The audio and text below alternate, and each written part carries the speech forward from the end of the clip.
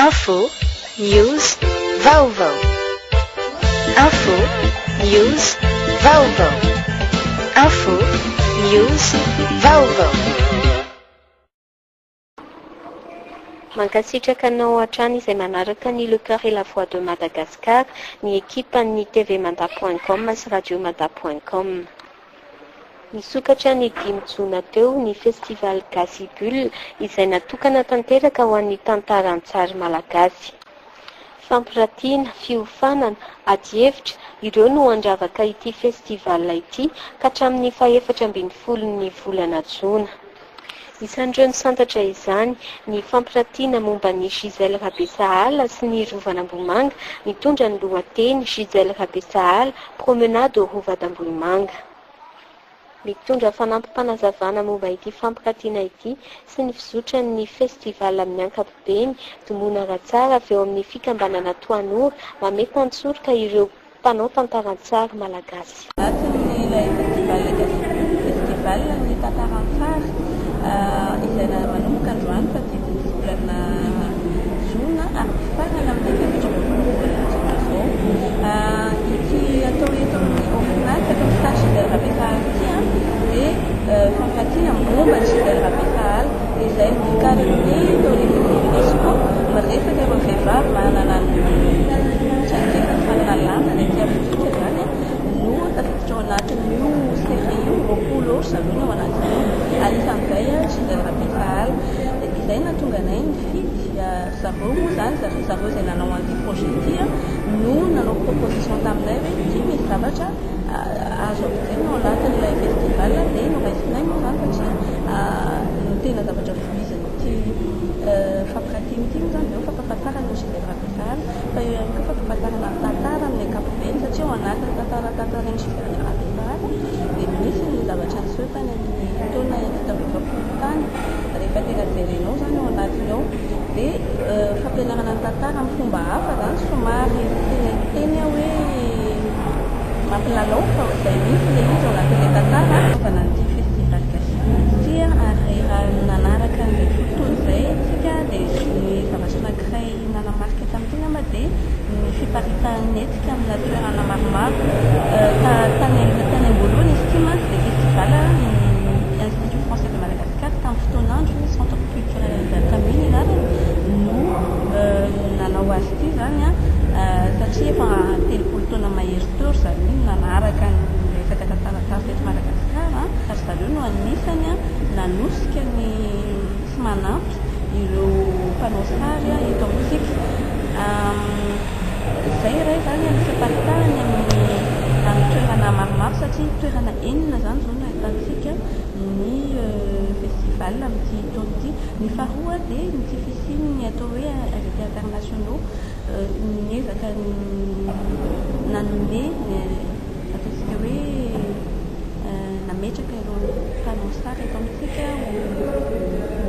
ho eny aloha zany tamin'ity toerana ity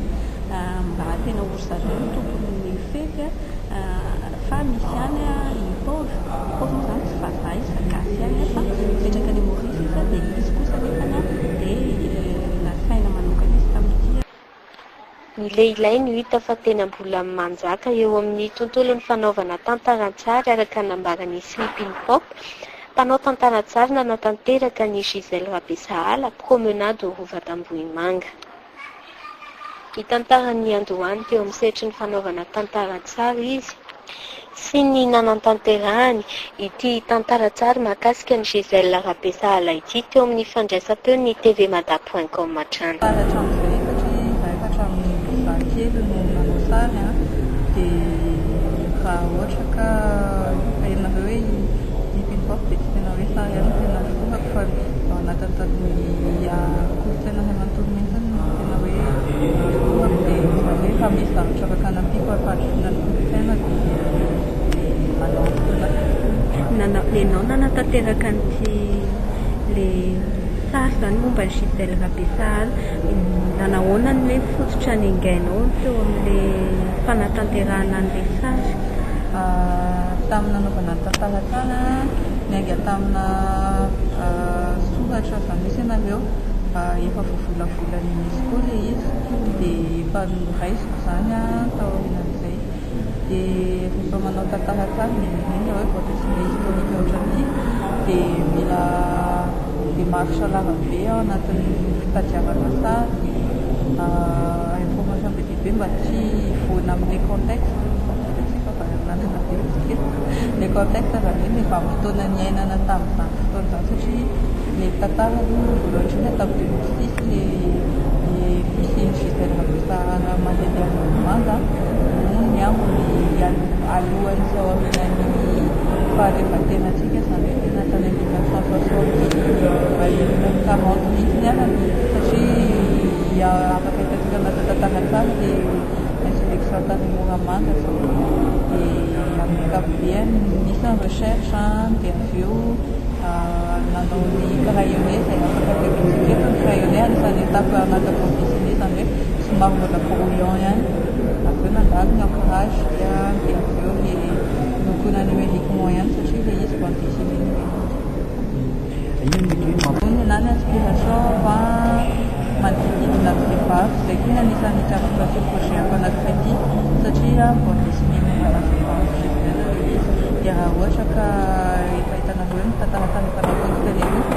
dia manodidina ny vehivavy foana le izy na droit de la femme droit de l'enfant fa vehivavy dia cause principale na zavatra tiany vehivavy tenenina fa tsy sahany foana matetika izany resaka vehivavy foana koa satria tsy hoe za vehivavy dia tia manao sarina vehivavy fa monde dominé ny lehilahy foana ny fitena ny bande dessinée dia izay hoe nezaka mampivoatra hoe za vehivavy mahazoto zavatra dia miteny ho an'ny vehivavy satria tsy dia misy miteny ny zavatra tiany vehivavy teny. Raha manao manokana zao teo manodidina firy teo tantara tsara no vokarinao rakotra boky? Eo amin'ny valo eo angamba no miaraka amin'ity hatramin'izay nanomboka 2008 ary no namoaka tantara tsara. Isan'ny hoe olana setran'ny mpanao tantara tsara ny olana eo amin'ny